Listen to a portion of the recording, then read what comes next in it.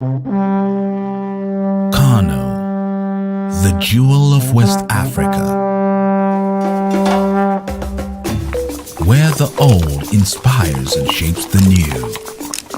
Africa's commercial hub, a place where everything you sow grows. A national and international trade hub, where natural resources, economic stability, and forward-thinking leadership combine.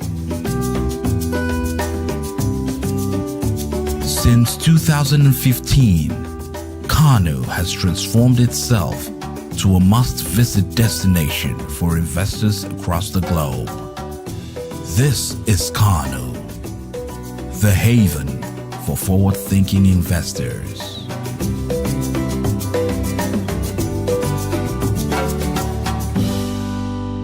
Governor Abdullahi Umar Ganduje came into power in 2015.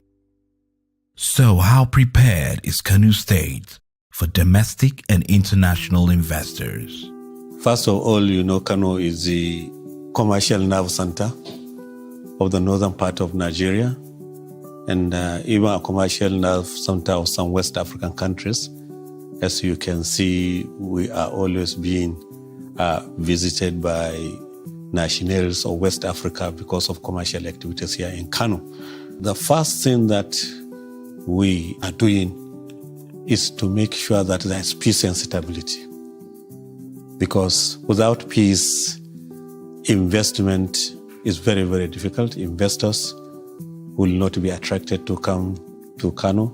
Kano State established what we call KIPA, Kano State Investment Promotion Agency, which deals with investments and investors coming to Kano. Under it, we equally have a one-stop shop for investors. When you go there, all your needs will be addressed, be it land, be it registration, be it tax issue, be it even labor.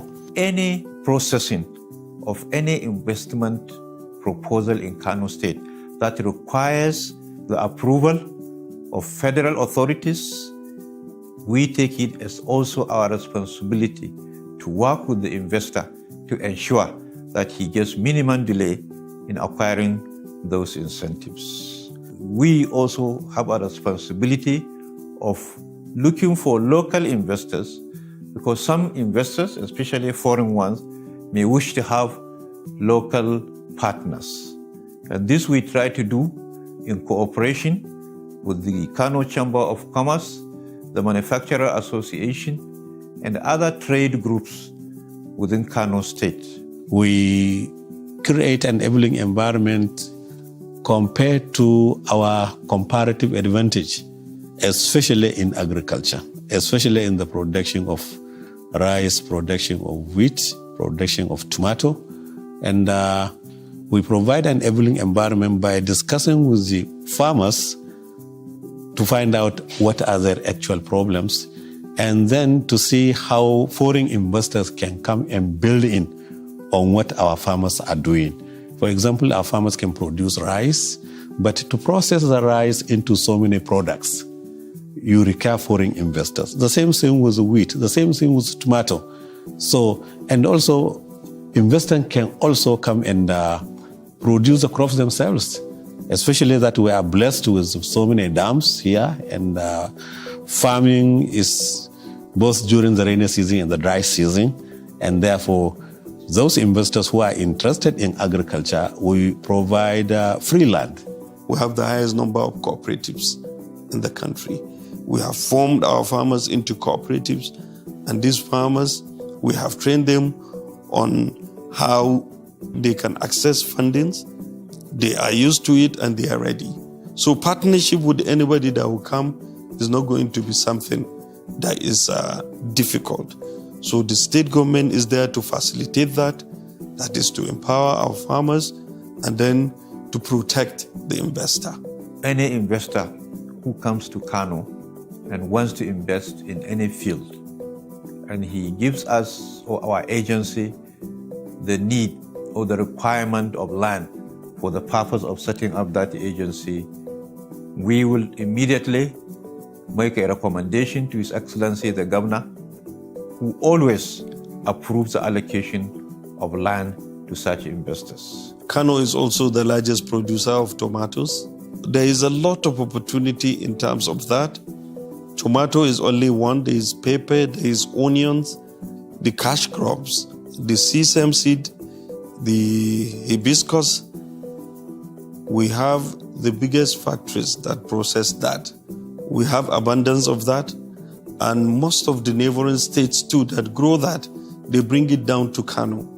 So it puts Kano in a position that stands as advantage when it comes to investment. In Kano, as I speak today, we have about 17 number dams. All these dams have potentials for hydroelectricity generation. Now, these dams are there, some of which are only being utilized for irrigation. They are not being put to their optimum. We will want investments in this regard, in a situation whereby investors from near, far and wide, within and from outside, foreign direct investment should come to Kano so that we should be able to now convert this huge body of waters to generate electricity. In Kano, we have relative power supply, especially within the industrial sites in the state. And the state government is equally doing its best. We are already at the verge of concluding the Tiga hydropower plant. And then the Chalawa is equally ongoing. We have already provided a Tiga power supply that is going to meet all the needs of our industries in the next up to 2 to 3 years. We have suffered a lot during the past from the power supplies, but thanks to the Kano state government now, we are having uninterrupted power supply, which is helping us a lot. With the kind of scale at which we are opening Kano up, we are hopeful that there will still be a further investment opportunity for power. We have the Dangote group of companies that will produce solar energy. We provided the land. And the same thing with a Chinese company, the same thing with an Indian company. So you can see that already we have some investors in the production of electricity through using the solar system. Any other areas for the investors? That is why we are holding the Lagos Kano Economic and Investment Summit, so that we put all our cards on the table for international and local investors to see which areas that they can come in. When you look at the processing plants of rice, Kano has the highest number of processing plants of rice. Kano has the largest grain market in West Africa, the Dawano market. Kano has the highest number of seed companies, and Kano produces 60% of the seeds in the country, while Nigeria produces 65% of the seeds in West Africa. This shows the advantage Kano has in terms of cultivation. From Kano, we trade as far as Mali, Burkina Faso, Niger, Chad, and Togo. They trade with Kano heavily. Presently, Kano State is going to access over $200 million from the Islamic Development Bank. Chunk of that is going into infrastructure development in terms of irrigation. And that will bring about the issue of cultivation twice or even 3 times in a year. We have massive infrastructural development in Kano. As I speak to you, we have over 10,000 kilometers of tarred road in Kano metropolis. This includes asphaltic and surface roads.